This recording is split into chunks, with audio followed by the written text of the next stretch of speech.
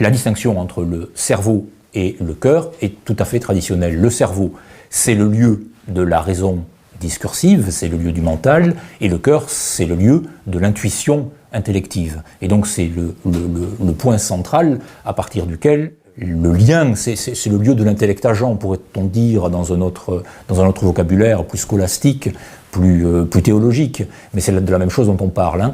Ce qui permet de saisir le réel, ce n'est pas le fractionnement analytique qui est produit par le cerveau et par le raisonnement, c'est l'illumination, c'est l'illumination du cœur. Et c'est en ce sens que le cœur est à la fois le lieu de l'amour et le lieu de la plus profonde connaissance, hein, du plus profond savoir. On peut décliner cette dualité, entre guillemets, ou pseudo-dualité de différentes manières, bien entendu.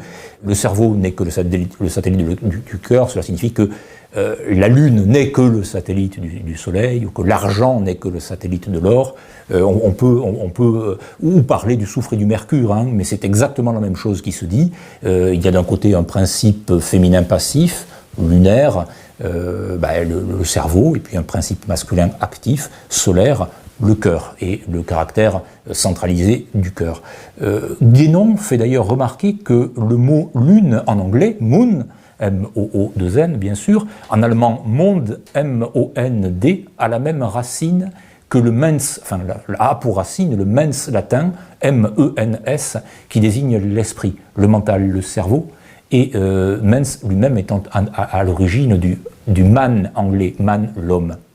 Il y a là quelque chose de tout à fait, il y a une tresse en quelque sorte, hein, une trame et une chaîne pour placer du côté du cerveau, du côté lunaire, du côté, dirait Platon, de la dianoia, c'est-à-dire de la dialectique, du côté du raisonnement, du côté de la discursivité, du côté donc de l'argent, le cerveau donc, et du côté de l'or, véritablement, le soleil, avec ce qui suppose de feu, de chaleur, de lumière, l'intuition intellective précisément, ce que Platon lui appelle la noésis. Hein. Donc c'est pas un antagonisme, c'est une dualité ou une pseudo-dualité, entre guillemets, entre ces deux manières de raisonner.